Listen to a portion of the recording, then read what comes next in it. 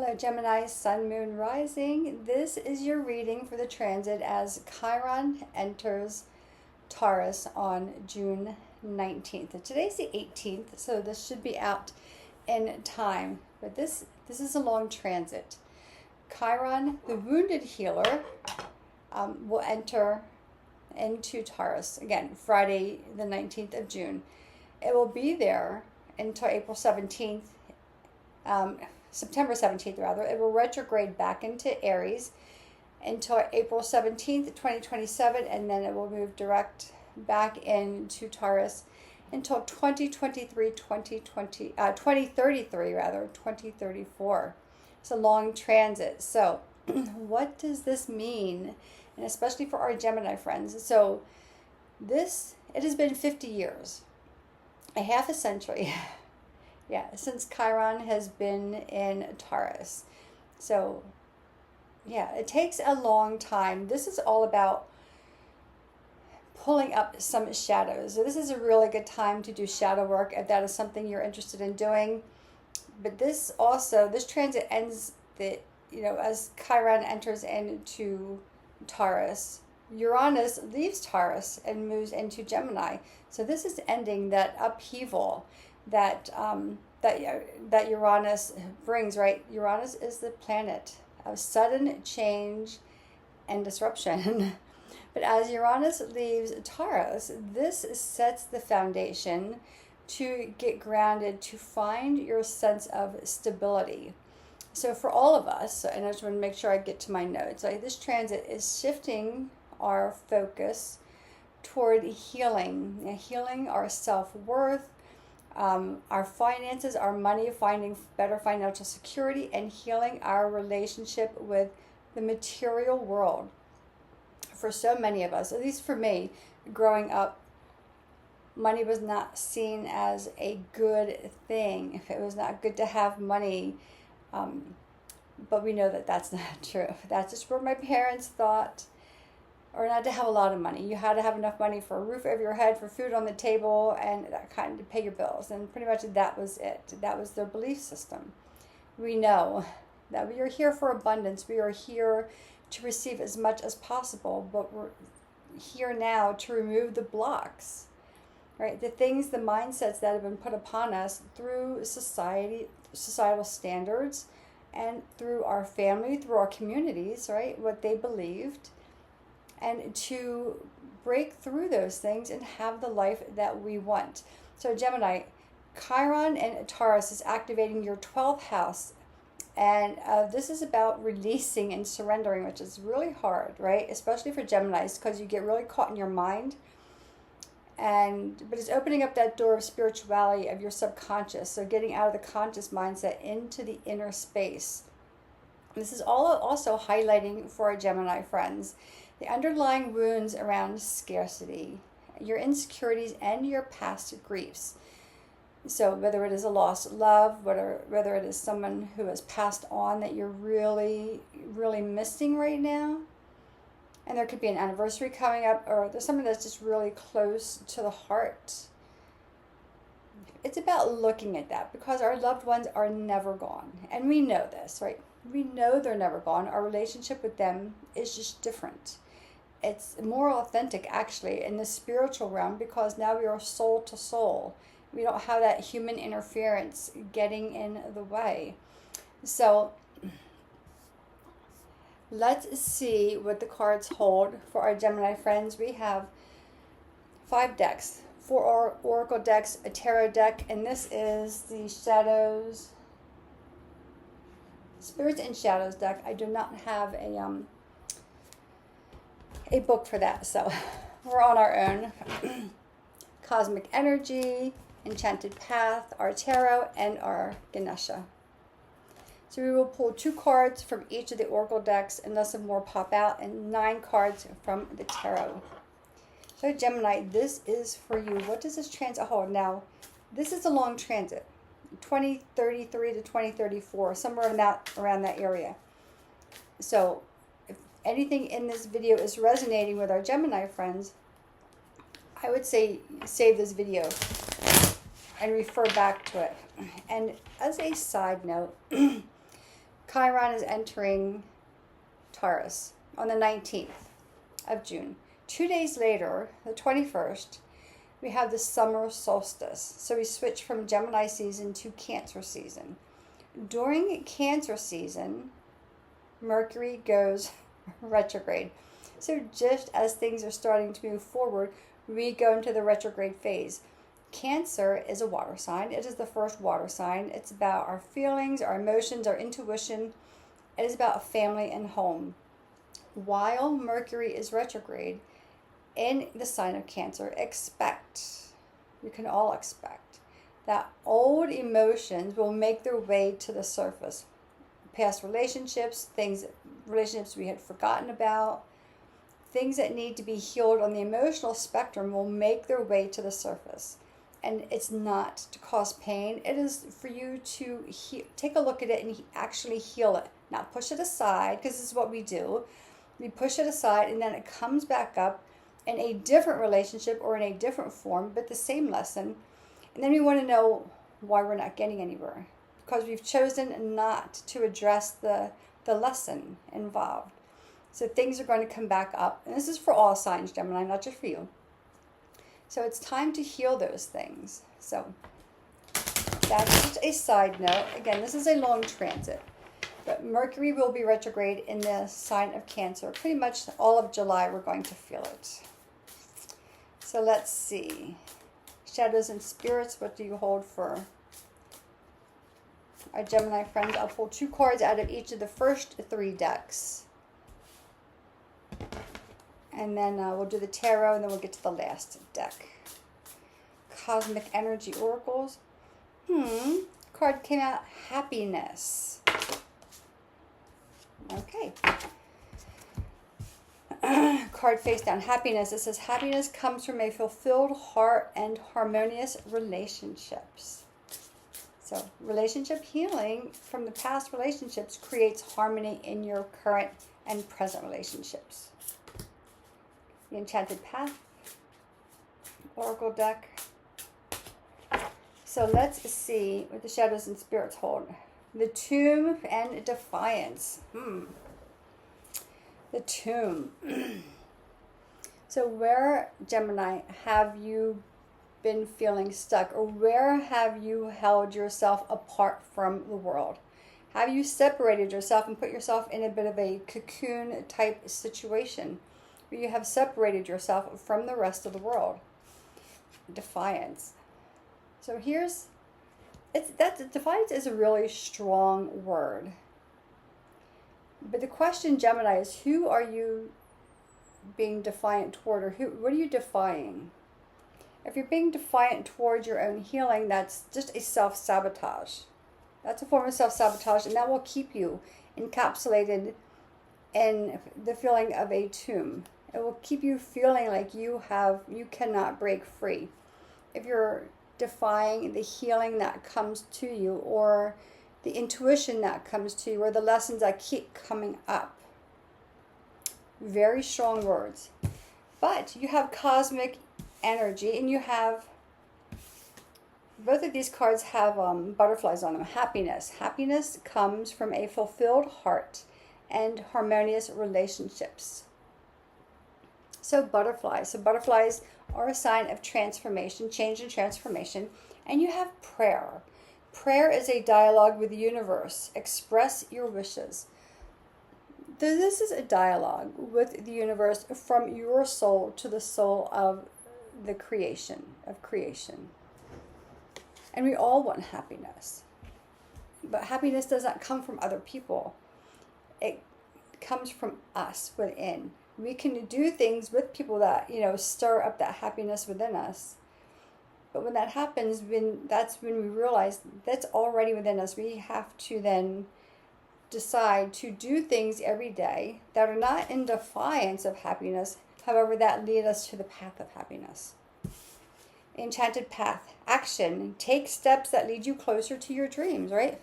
Steps could be physical steps. I'm always going to tell you to move your body and do yoga. It could be that internal prayer.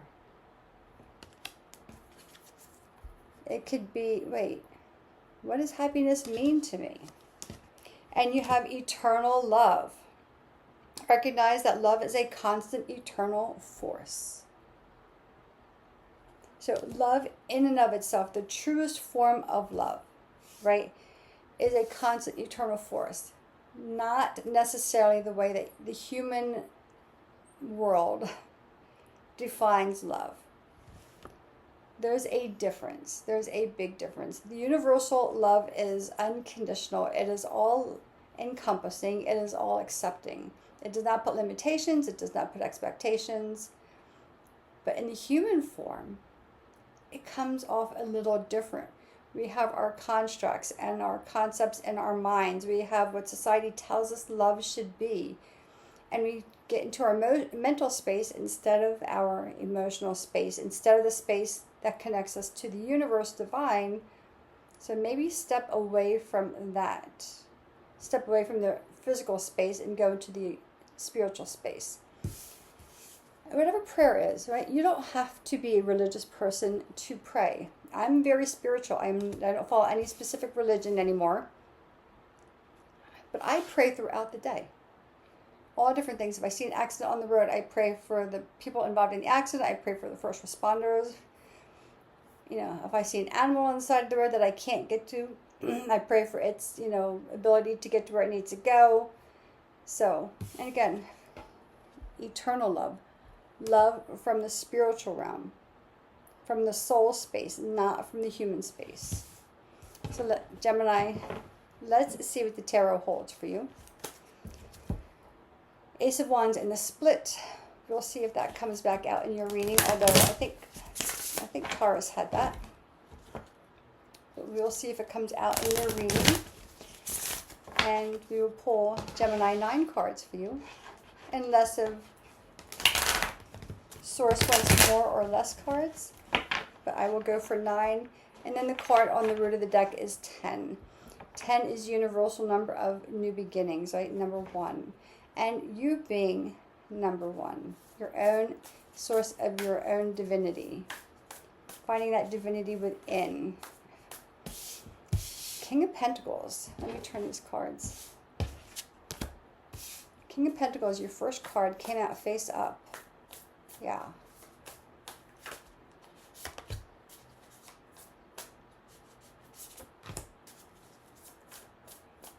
Let's see what else is here.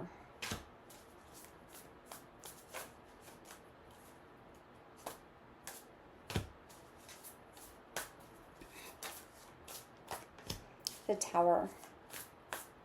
Tower came out face up. So we'll get to the rest of the cards. But generally when the Tower arrives, it's because we're being defiant. It's because we have encapsulated ourselves and kept ourselves hidden and we're not listening. So generally that's when the Tower comes up and says, no, I am breaking you free from your self-imposed prison, whether you want it or not. But let's see what else comes up. The Wheel. Sagittarius energy. Okay, the Hanged Man. Okay. So, Gemini, look in your chart to see where Chiron is at in your personal chart. In my personal chart, and Chiron is this little key-looking thing here. That is in my second house. So you would pull your birth chart, see what house Chiron is in, and say like Gemini, Chiron in this house, and whatever other signs or if there are any planets in there with Chiron, and break that down for yourself. Hanged Man. Changing your perspective, getting a different point of view, right? That's probably going to come after the Tower. This is not living. This, I don't know if you can see, like that's a skeleton. This is not living. This is barely existing. Maybe it's because sometimes all of us think that we know better for ourselves than the universe. But we don't know what we don't know, right? King of Pentacles. Knight of Pentacles. King of Wands, 2 kings, 6 of Cups. Yeah, there's somebody from the other side talking to you. 8 of Pentacles, 4 of Pentacles, the Wheel. I would also look to see where Sagittarius is at in your chart and where Jupiter is at in your chart. And I know, it's a lot. This is a long transit, so take your time. But if you want to do shadow work on your own, these are the things that you're going to look at, and you're going to then research them and see what that means for you. By all means, if you want to do a shadow work reading, it is a 3-part reading with me. It's about 2 hours, an hour and a half to 2 hours per reading. There's homework and there are assignments attached to it. We'll see what is ready to be healed, what is blocking you from healing, and what you need to do to set yourself free. So the Hangman. Changing your perspective, getting a different point of view, changing your mindset, which, Gemini, you're a mutable sign, so mutable signs tend to kind of go with the flow. However, Geminis have both sides to them. They can kind of talk themselves into staying stuck, right? But you have a really good reading. This is about, a lot of this is about self-worth. You have the King of Pentacles, you have the King of Wands, fire and earth energy. This is Sagittarius, Aries, and Gemini, and this is Taurus, Virgo, and Capricorn. More so Capricorn and Sagittarius because of the hierarchy they are in the cards, in the court cards. You're looking for stability in life, Gemini, and you're looking for a comfortable life. And the path is there for you. You have the Knight of Pentacles. It's about taking your time. It's about getting a perspective on how to plan this out in order to move yourself to where you want to go. It's not over planning, because you can over plan, or you could overthink, Gemini, to the point where you do nothing but you think. So this is about taking your thoughts or your clarity or your new awareness and starting to put it into action. But having patience. It's also about cultivating patience as you start to plan your next steps.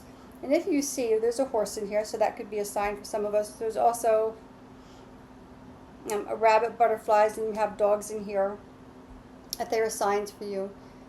But this is also about, you're doing this on your own. Now, he's not riding the horse. He is not riding the horse. Right? He is walking alongside the horse. So having people walk alongside of you to help you, which is what the 3 of Pentacles is about. Having people walk with you who are aligned with what you're trying to do. You're creating a place of self-worth and abundance that is highlighted, by the way, there's a lion here, so look up Leo in your chart as well. That is highlighted by what stirs you up inside. And if you don't know, the Tower will come along and show you what highlights you.